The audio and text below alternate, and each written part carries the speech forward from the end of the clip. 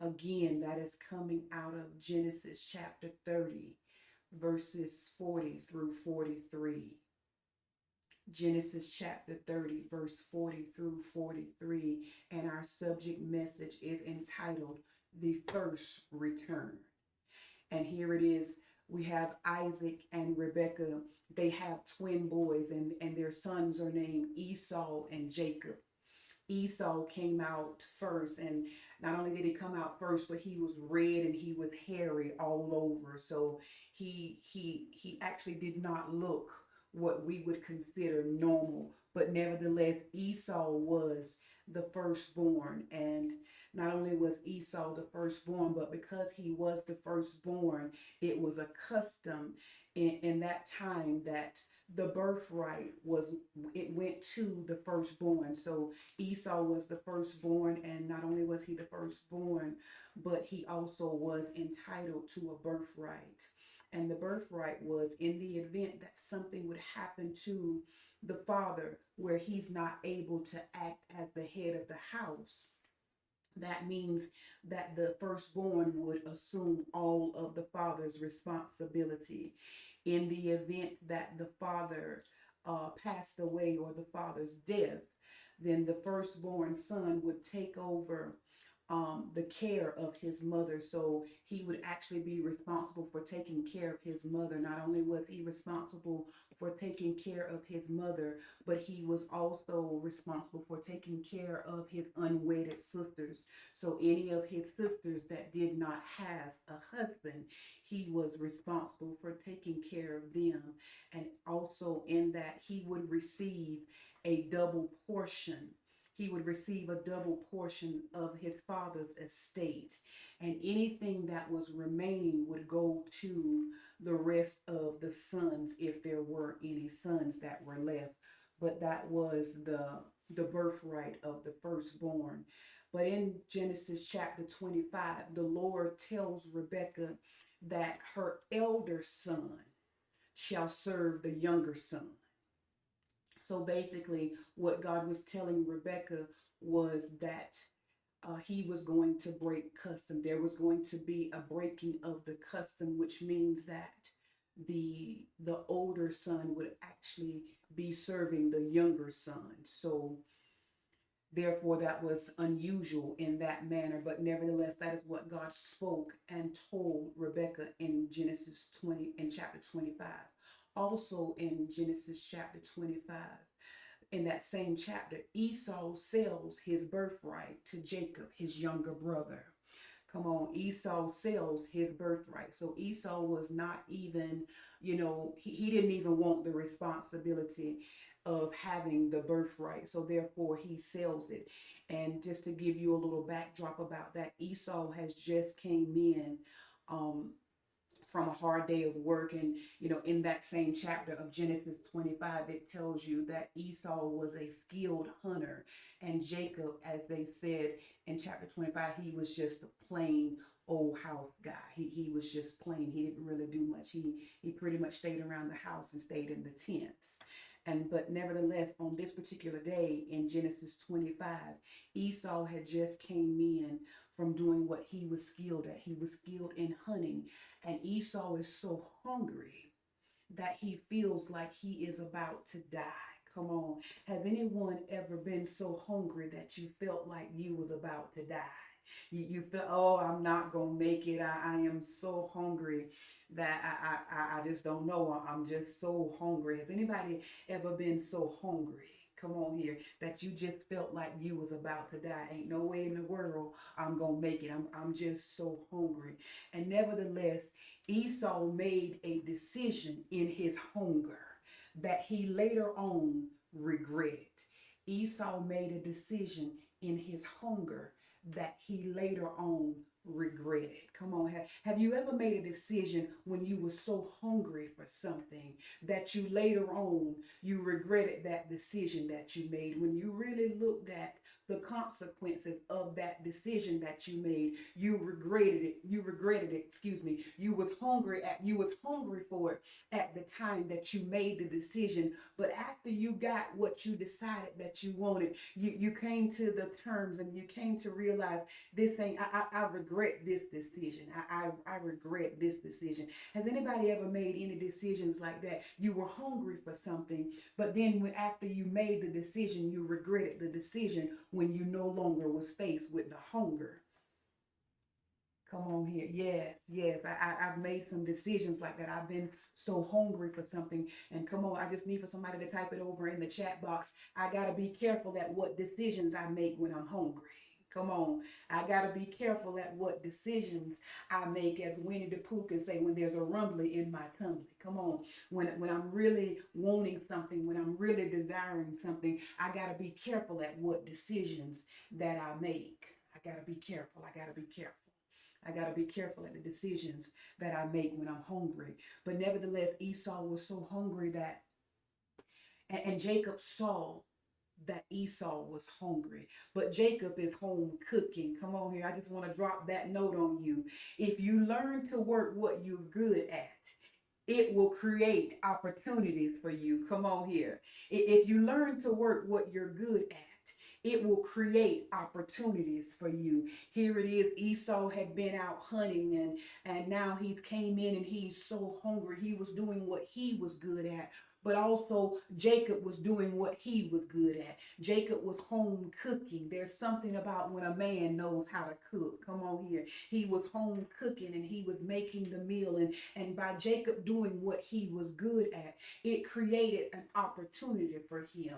Because now Esau is hungry and he feels like he's about to die. And so he basically tells his younger brother, he said, hey, if you will give me some of what you're cooking, if you will give me some of that stew and some of that bread, and depending on what translation you're reading it out of, it says a lentil soup, which means a bean soup. He was cooking a soup. He was cooking a stew. And nevertheless, Esau begins to smell it, and the smell is traveling through the air. And you know how we get sometimes when we're already hungry, just the smell of food makes us even hungrier. So I can only imagine that Esau's hunger began to intensify when he was smelling what Jacob was cooking. But nevertheless, Jacob sees his opportunity. Jacob bargains with Esau and he says, I will give you some soup and some bread if you will swear to me that you will give me your birthright. Come on here. Jacob doing what he's good at has now created an opportunity for you. Again, I want to serve notice on you. If you work what you are good at, it will create opportunities for you. Don't try to pick up what somebody else is good at and then expect for it to work for you. Come on, I just need for somebody to type it over in the chat box. I got to work what I'm good at. I got to work what I'm good at. Come on, Antonio, and type that in the message box for us. I got to work what I am good at. I got to work what I'm good at. And Jacob has now, because he's worked what he is good at, Jacob has now secured his spot to fill the firstborn's position, because of course Esau was so hungry that he agreed to give Jacob his birthright. Yeah, thank you. He agreed to give Jacob his birthright. He said, I swear that, when everything, whatever goes down with daddy, no matter what happens, you can have the position of the birthright. You can have the position of the firstborn. You can have it. You can have it. And so now Isaac is at that his health has begun to deteriorate. And Isaac is no longer in the position where he is full and vibrant and full of life. His health is fading and his vision has begin to fade to the point that he cannot see. He has lost his vision. Come on here.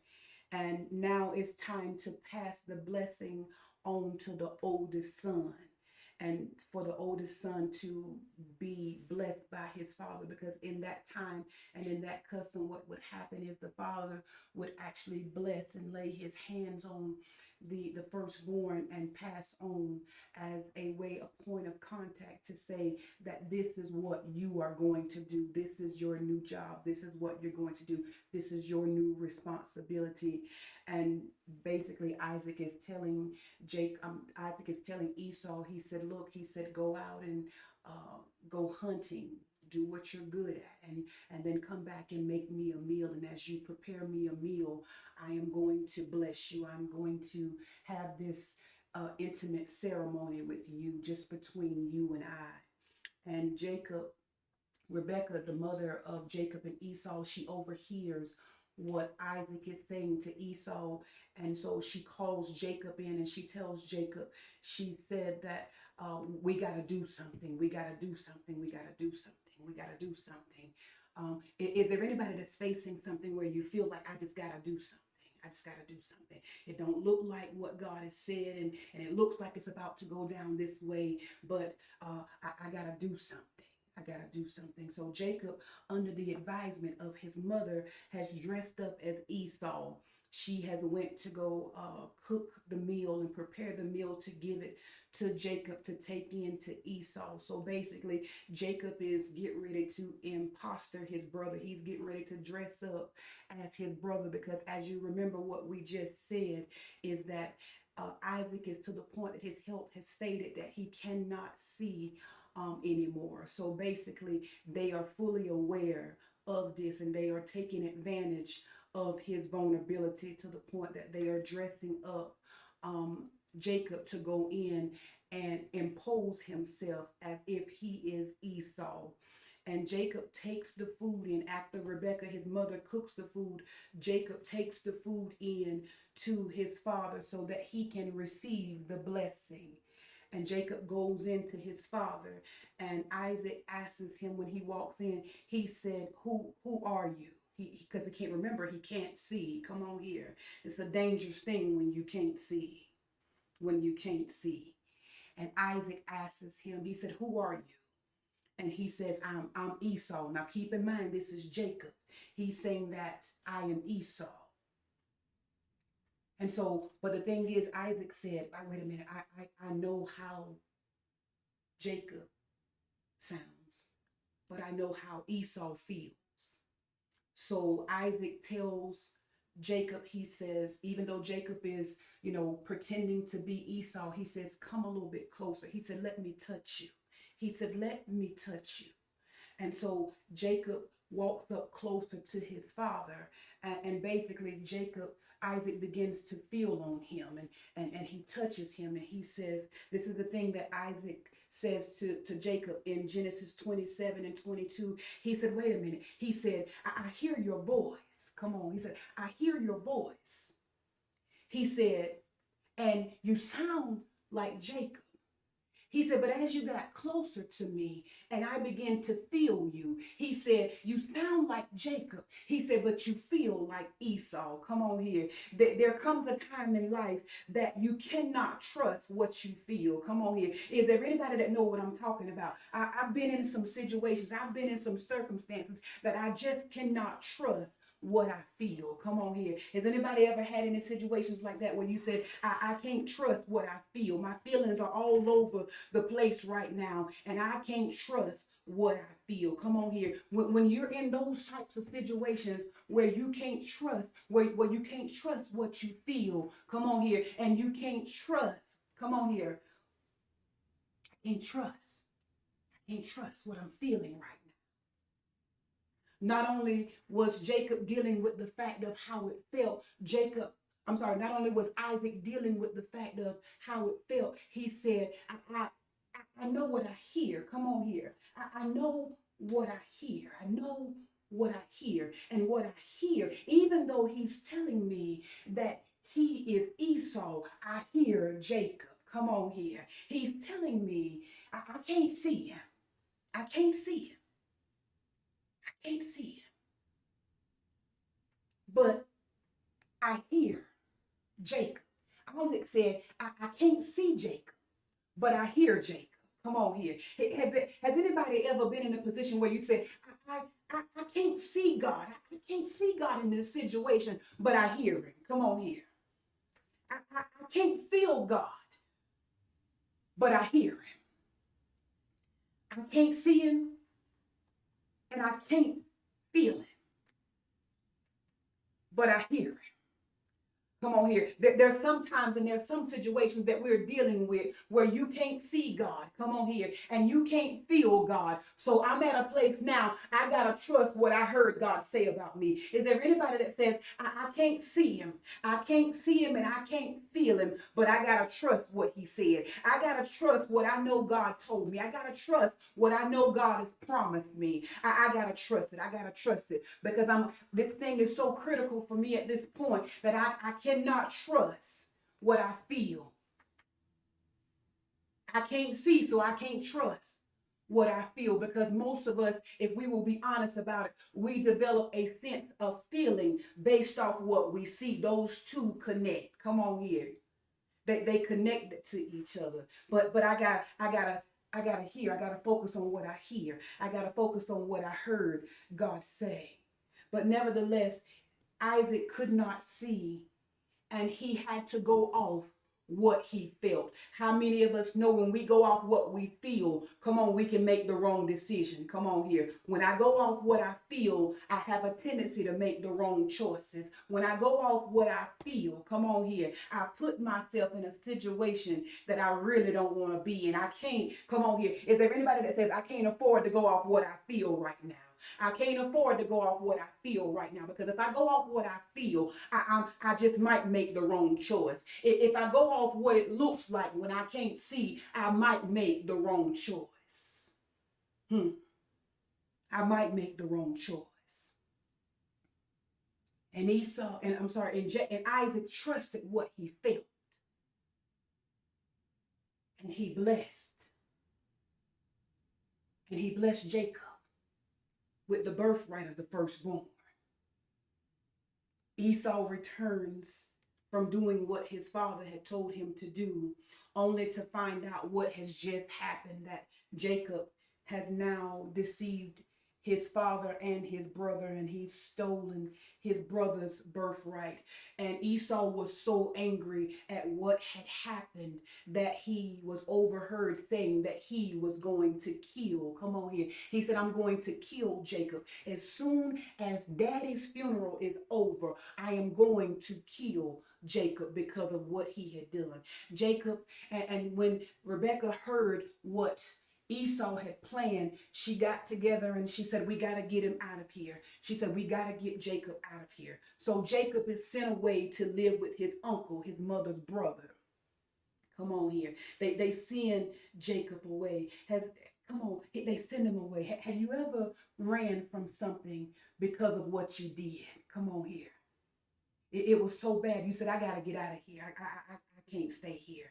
I can't stay here. So now watch this. Jacob is on the run. Jacob is on the run. Jacob is on the run. Jacob is on the run now because of what he did. Jacob is on the run, and Jacob said, I got to get out of here because of what just happened. I can't stay here. I can't be in this position. So I got to go, because how many of you know there are some things that we've done and some choices that we have made that if we would have stayed there, it would have killed us. So I got to get away from this right now. I would have had a nervous breakdown having to live every day watching over my back, not knowing if my own brother was going to kill me. That's enough to send me straight to the mental institution. Come on here. So Jacob is now on the run, and Jacob is sent to go and live and dwell amongst his mother's brother, which is actually his uncle. And Jacob, on his way, come on here, on his way to where he was supposed to go, Jacob has an encounter. Jacob is on the run, but how many of us know that even though you're on the run, it's not necessarily that you're on the run. It's on it. What matters is the highway that you're on. And Jacob was on a highway called grace. Come on here. How many of you have ever been on the run, but you found yourself on the highway of grace? Oh my God. I'm on the run, but I'm on a highway called grace. You might be like a woman of God, a preacher, or, why are you saying that Jacob was on the run, but he was on the highway of grace? Because as Jacob was running away from the situation that had just happened, God speaks to Jacob. Come on here. It's one thing to be on the run, but it's another thing to be on the right highway. Come on here. Can I get anybody that's been on the run, but you found yourself? I was trying to get away from what I had done, but I found myself on the highway called grace. Come on here. If that's ever been you, just type over in the message box. Hashtag grace. Come on here. We want to thank God for grace, because as Jacob was on the run, Jacob found himself on the highway called grace. Come on here. And what that means was Jacob did not even get the punishment that he was deserving of. Why do you say that? Because as Jacob was on the run, God on the highway of grace spoke to Jacob, and he said, I still got a promise concerning you. Come on here. How many of you know that you've messed up, but you found yourself on the highway of grace, and God says, I still got a promise concerning you. I know you didn't do everything I told you to do, and now you're on the run from it. God says, but I still got a promise concerning you. You're on the highway of grace. Come on here. You did not even get what you deserve, but grace. Come on here. Can anybody relate to what I'm talking about? But grace. Because if I would have really got the punishment that was really due to me, I would have been dead and gone. But thank God for grace. Come on here. Can anybody relate to that? I just want to thank God for grace. I want to thank God that I did not get the punishment that I deserved. I was on the run. I made some bad choices, but God still came to me and said, I got a work for you to do. Come on here. I got a work for you to do. It ain't over yet. I got a work for you to do. And God begins to tell Jacob in that place, he said, I still want to use you. I know what has brought you to this place, but I still got a work for you I want you to do. I still got an assignment for your life. I still want to use you. Thank God for grace. And I want to give you a little bit of backdrop about the place that Jacob was at when he's having this encounter with God. Jacob initially, as he's going through this city is called Luz. L-U-Z. It's called Luz. And the meaning of Luz is called separation. The meaning of Luz, it means separation. It means separation. But as Jacob, come on here, Jacob went into the city that was called Luz. But Jacob left the city called Bethel. Come on here. And let me break that down for you. When Jacob went there, the city was called Luz, and Luz means separation. But because of his experience with God, the city got renamed. Jacob renamed that place Bethel. And Bethel means the holy place, the place where God revealed himself. Come on here. Has anybody ever initially, you went to a place called Luz. You went to a place that separated you. But when you left, because you had that God encounter, you left Bethel. Come on here. Is there anybody that ever went to Luz, but they left Bethel? Because it was in my separation. It was in that place that I was hurting. It was in the place that I was running from that I saw God. Come on here. It was in that place that I got to meet God. I went to Luz, but I left Bethel. Come on here. I went to Luz, but I left Bethel. And in that, Jacob says, I did not even know. Jacob said, I did not even know that God was going to meet me in that place. Come on here. Have you ever faced something in your life that you ran from and you thought it was the worstest thing in your life, only to find out that you was on the highway of grace and God met you in that place where you messed up at? Come on here. I saw God's hand in the place that I messed up at. I saw God's protection in the place where I made a bad decision. Come on here. I saw God's provision in the thing that hurt me. Come on here. I got to know him as a keeper in that place of separation. Oh my God. I had no idea that God was going to take a trip to that place that I was at. Come on here. Have you ever been so messed up in your mind and in your thoughts and you said to be sure God ain't gonna come here? I done messed up so bad to be sure God ain't gonna come here. only to find out, come on here, that you was on the highway of grace and he came to that very place. You saw God in that very bad decision. You saw God in that hurtful place. You saw God in that disappointment. You saw God in that bad decision. Come on here. Have you ever seen God show up for you in a bad decision?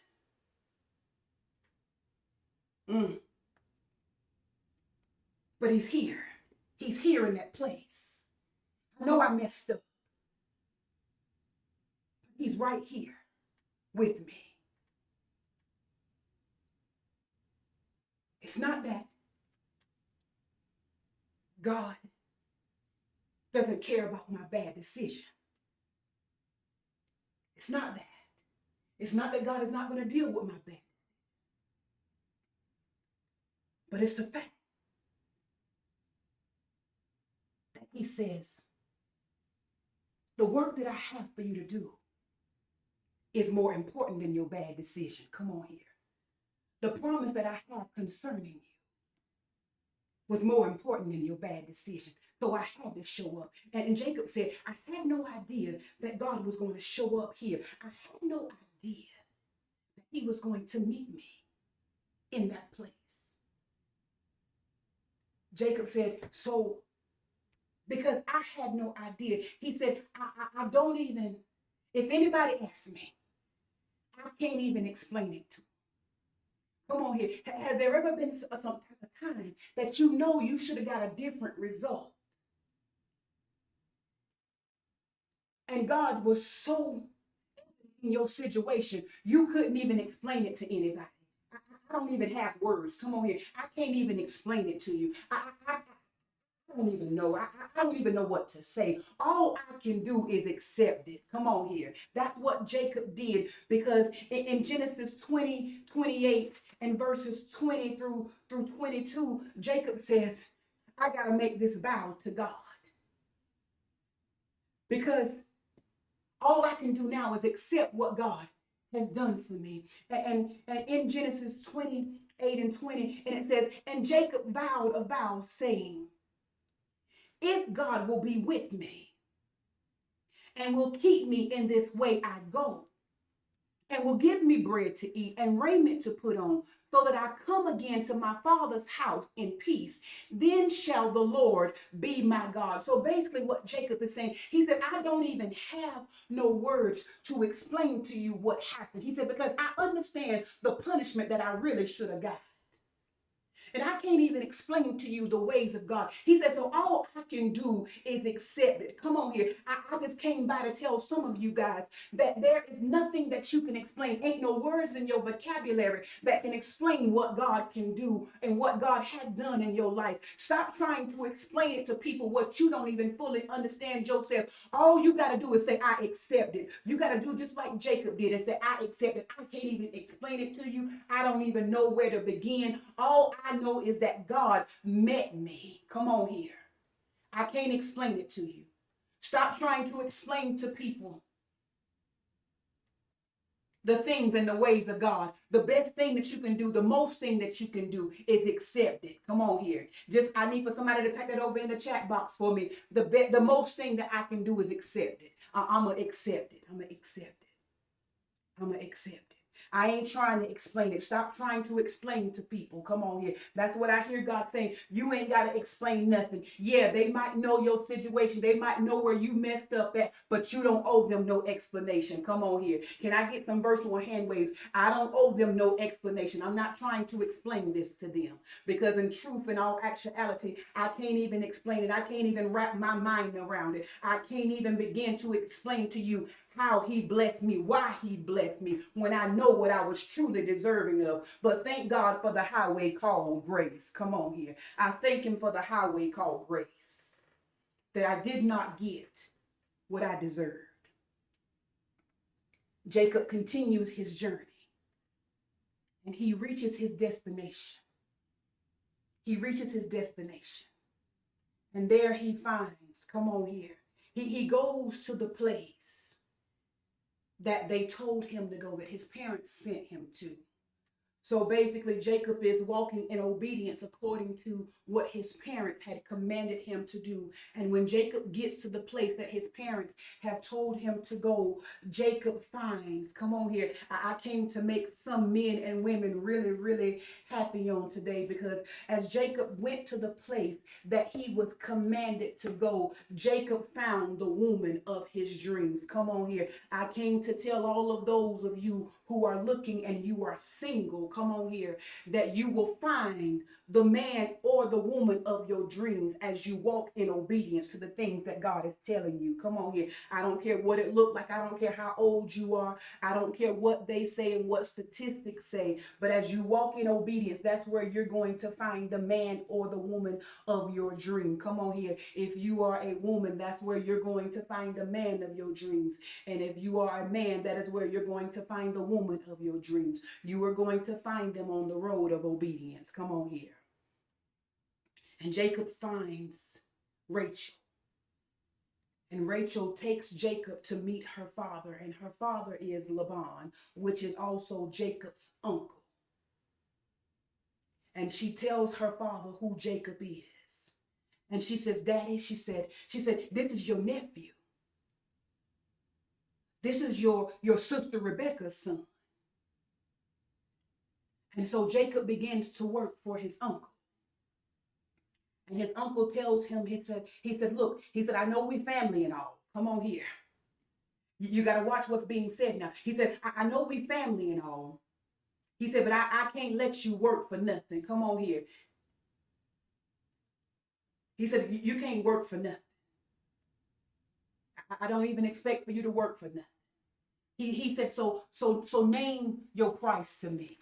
Come on here. That's enough to make some of us get happy right there, because a lot of times we do stuff for family.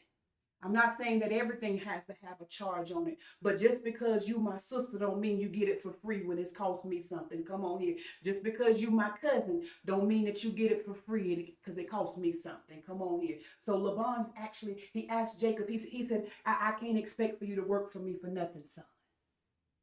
He said, so name your price. Jacob says, I see something. I'm willing to work for that. Come on here. I'm willing to. I saw Rachel. I'm willing to work for her. Come on here. I want to tell you women, stop settling. Come on here. Make them work for it. Stop cutting yourself. Can I just get my single women to raise their hand out there? Come on here. Make them work for it. Come on here. Stop giving it away so free. Make them work for it. Come on here. Can I get my single women to respond to me on that? They got to work for it. Come on here. I make them work for it. Don't be so easy. Jacob said, I'll work for it. He said, I want it so bad. Come on here. That's enough to let us know that if you want something bad enough, you will make them work for it. Let them work for it. Come on here. Jacob said, I'll tell you what, I'll give you 7 years. 7 years of labor for her. I'll work for her for 7 years. I ain't never touched her. I ain't never been able to even, sneak a feel in there. But for 7 years, I'll work for her. I want her so bad, I'll work for her. And Laban agrees. He said, okay, you got a deal. He said, you got a deal. Rachel has an older sister, and her name is Leah. And Jacob finishes his first 7 years, and he goes back to his uncle Laban, and he said, look here. He said, look here. He said, I finished my first 7 years. He said, can I get my prize now? Because I'm about ready to make this happen. I've been waiting 7 years to do this. Can I get her? And Laban, he sends his daughter into Jacob. And when Jacob wakes up in the morning time, Jacob does not have what he's worked for. Come on here. Have you ever worked hard for something only to find out that what you thought you was working for, you really don't have? Oh my. And Jacob, he woke up and sure he had to get himself together because he just felt like he had a wonderful night.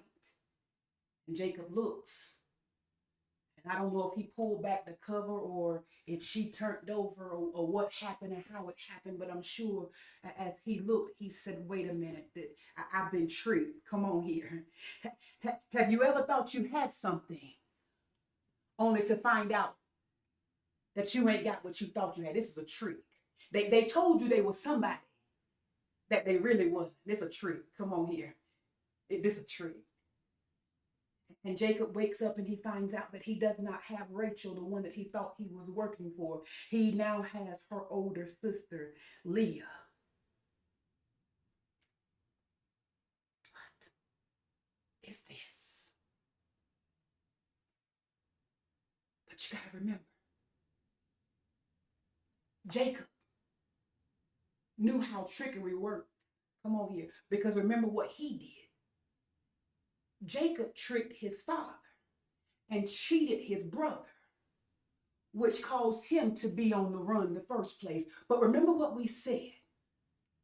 Thank God that Jacob was on the highway of grace.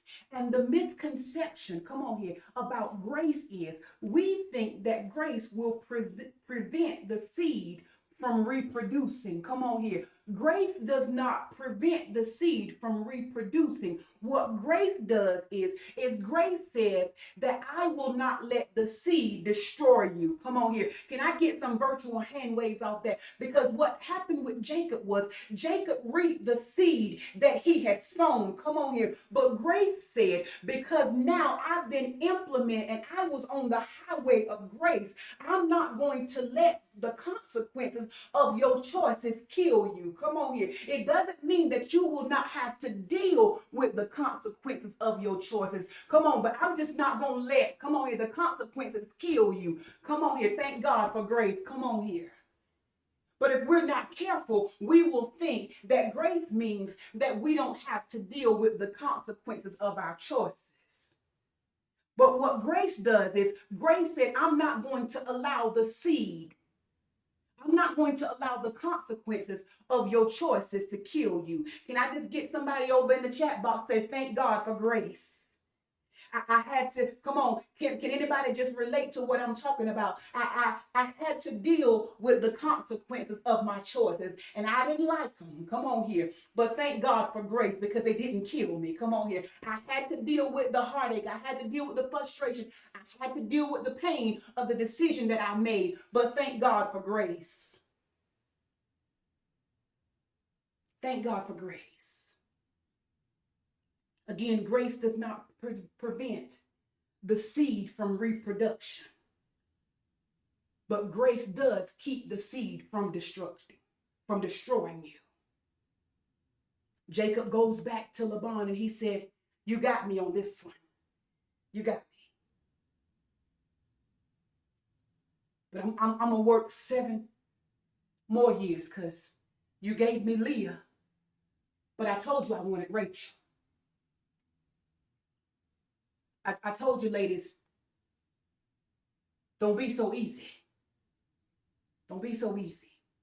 Jacob works another 7 years. If I can just get my single ladies over here, the type that just say hashtag work for it. Come on here. Hashtag work for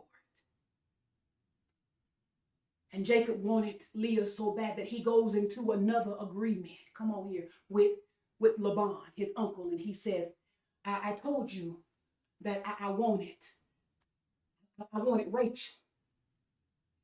And I want her so bad that I'm going to give you 7 more years of service. I'm going to give you 7 more years of service for her. Jacob completes that 7 years and then his uncle finally gives him Rachel. So Jacob has 2 wives and their 2 concubines or their 2 maids. And all together, they have a total of 13 children. And Jacob now has this massive family, and he tells his father-in-law, he says, it's time for me to go. It's time for me to go. It's time for me to go. And Laban tells Jacob, he says, I'm blessed because of you. I ain't never had this much in my whole life. Come on here. Can anybody relate to that? Have you ever been connected to somebody who ain't never had nothing until you came on the scene? Until they caught up with you. Come on here. They ain't never really had nothing, no way.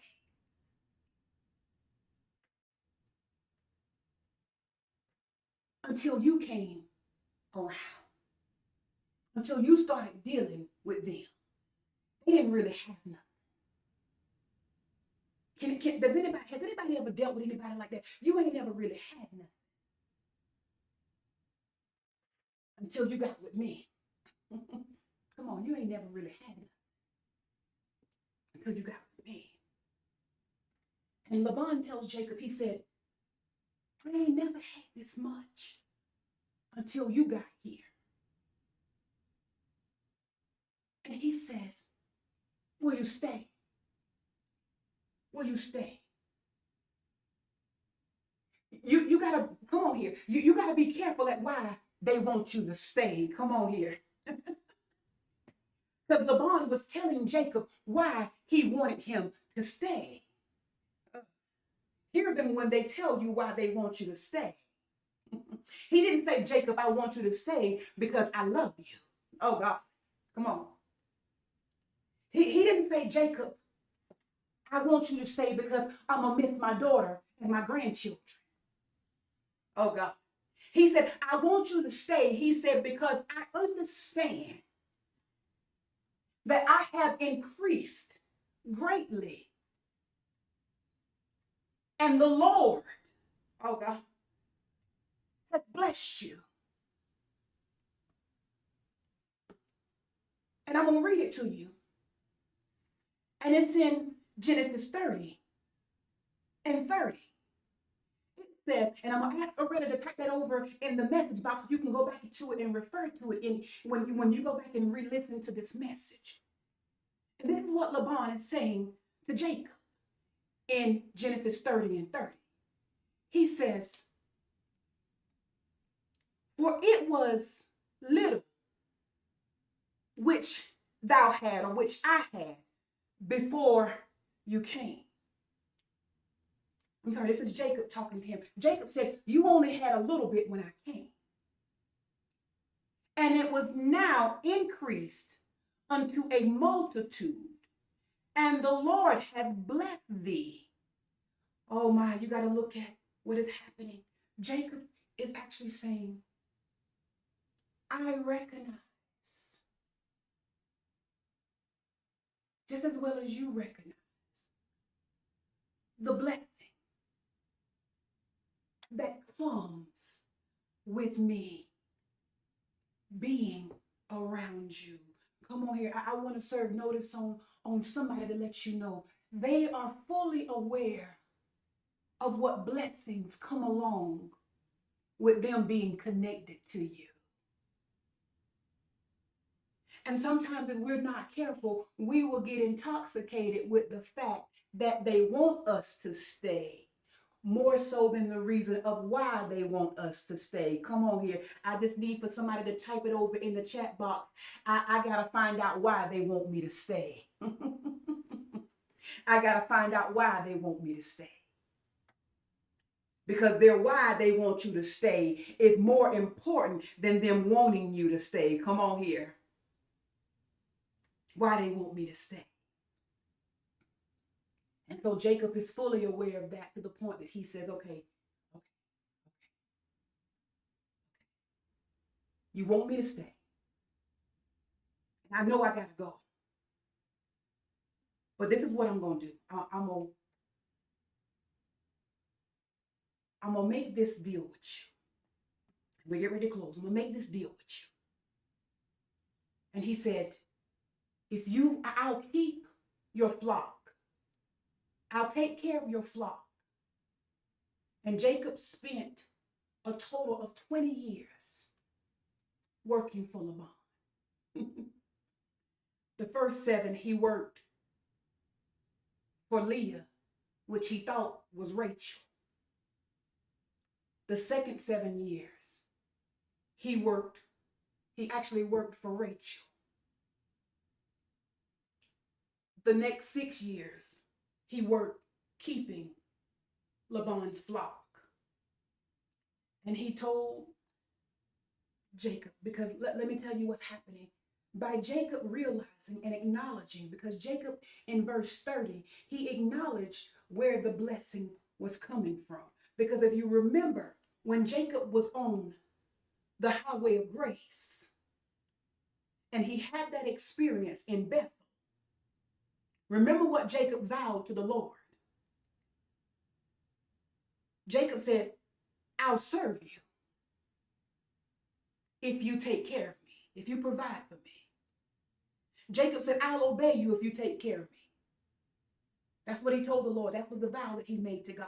So Jacob tells Laban now, he says, you don't have to give me anything. Oh God. You got to remember, and you got to watch the transition and what's happening with Jacob, because Jacob is saying, I know where my help comes from. He said, I'm not asking you for anything. He said, all you got to do, all I'm going to ask you to do is put me in charge of the flock. He said, because if you put me in charge of the flock, I made a vow to God. So Jacob is saying, I'm not dependent on you, Laban. Oh God, are y'all seeing this? He said, I'm not dependent on you. He said, if you'll just let me take care of your flock, he said, I will take all the speckled ones, all the spotted ones, and all the dark ones. That's how you can pay me.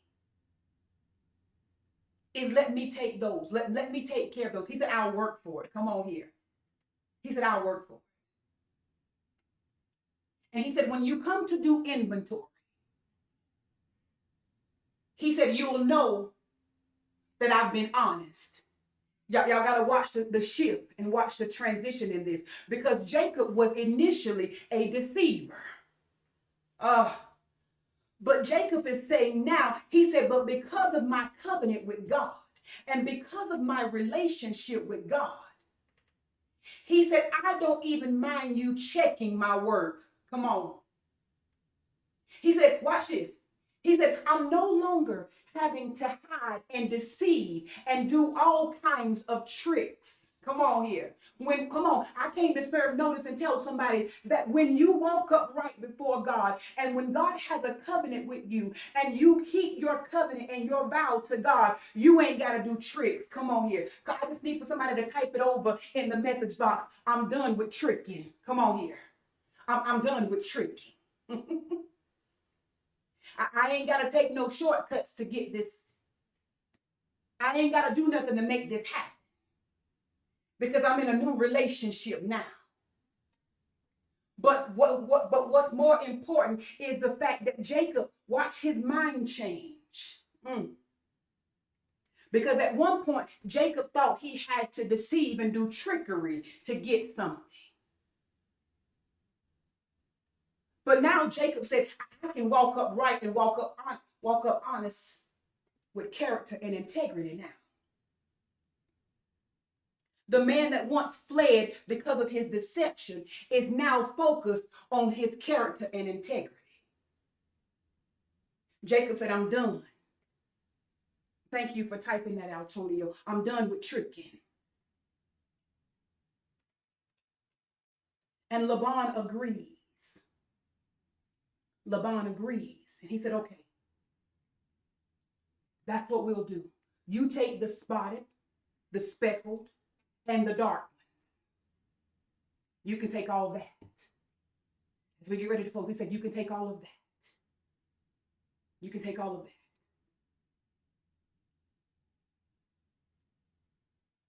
But remember, Laban cannot be trusted. Because before Jacob had the chance to go out amongst the flock, Laban had secretly already removed the speckled, the spotted, and the dark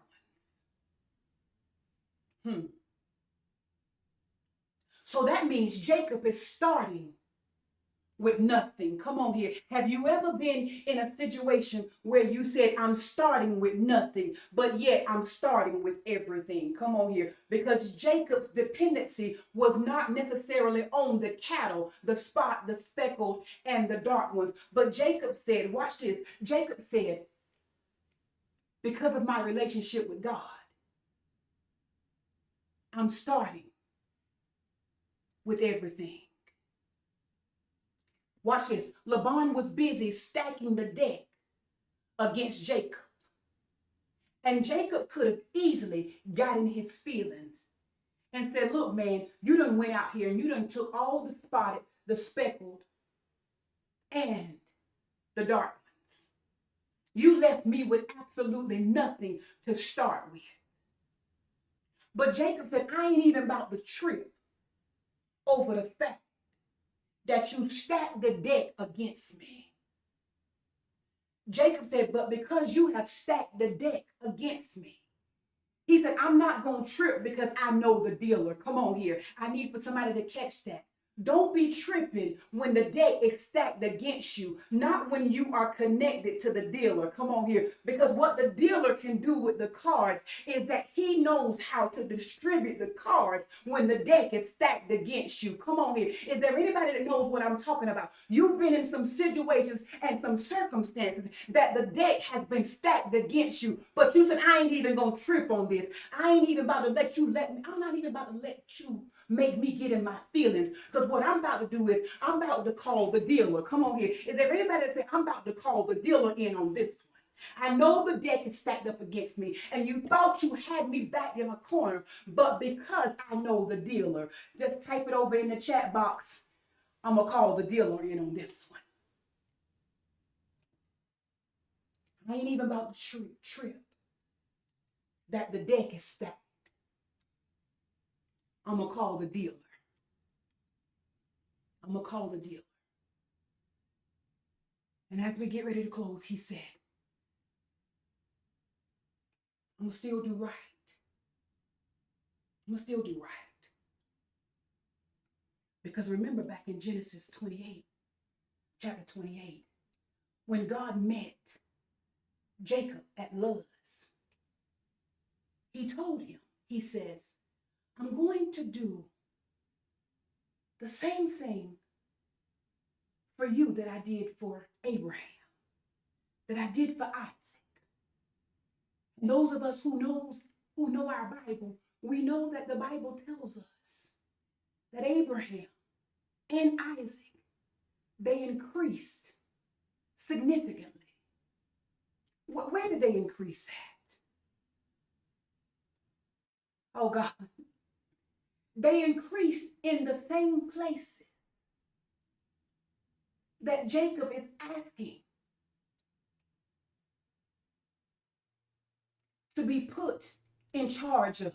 Come on here. Again, Jacob said, I'm not concerned with the debt being stacked against me. I'm not concerned at what you can do when there's a promise concerning me. Jacob said, I remember the promise. Come on here. Is there anybody that can say, I know that the deck is stacked against me, but I remember the promise that God made that he would take care of me. Come on here. If I did what he told me to do, he would take care of me. I know the deck is stacked, but there's a promise. I know they said I wasn't supposed to make it, but there's a promise. I know what the gas prices are right now. Come on here, but there's a promise. I know what the food prices are right now, but there's a promise. Come on here. That's enough to make some of us happy right there. I know that the deck is stacked against me, but Jacob said, I remember the promise. I remember the promise. Jacob said, I ain't got to pull no tricks no more, because there's a promise. And Jacob specifically asks, oh God, to be put in charge of the very thing and in the very areas that his father and his grandfather prospered in. Oh God. There's something about when you ask to be put in position. There's something about when you ask to be put in position of where there's already a promise concerning you. Come on here. So now what Jacob is saying is, he said, my mind is lining up with the promises. Come on here. Did somebody catch that? My mind is now lining up with the promises of God concerning me. Jacob said, so therefore, when God's promise is already there, I'm not even worried about the debt. I just got to be concerned with the dealer. Come on here. Jacob said, I got to do right by the dealer, because if I do right about by the dealer, I don't have to worry about the debt. Come on here. Can somebody just type that over in the message box for me? I don't have to worry about the debt. Whew. In my closing, Jacob has had a mind change. Jacob has had a mind change. Jacob says, I don't have to do these tricks no more. I don't have to do these tricks anymore. I'm not worried about the debt. And Jacob said, the first return that I had was in my head. Come on here. That's my first return I had. My mind had to return to the things that God has promised me. My mind had to return. That's the first return that had to happen. Jacob said, I remember what God has promised me. I remember what God has said about me. In my closing, I'm not worried about the debt. I'm concerned with making sure I stay in good grace with the dealer. I don't know about you, but for anybody that knows anything about Las Vegas and gambling and the casinos, come on here. There's something they do in those places. Come on here. Do they ever tip the player? Come on, think about it. Woo! Did somebody catch that? Do they ever tip the players? When you win a good hand, I just need for somebody to type it over in the chat box. Who always gets the tip? Come on. When you're playing cards, when you've been, you know that the dealer is in charge of the deck. Come on here, there you go. Thank you, Tanya. The dealer always gets the tip. Jacob says, I got to tip the dealer on this one. Jacob said, I got to trust the dealer on this one. Because Laban has the car. But God is the dealer. Come on here. Is there anybody that know what I'm talking about? They might have the cars. But God is the dealer. Jacob said, I remember that. I remember that. I remember that. I remember that. Jacob said the first return that had to happen was I had to return my mind to the things of God. I had to trust God.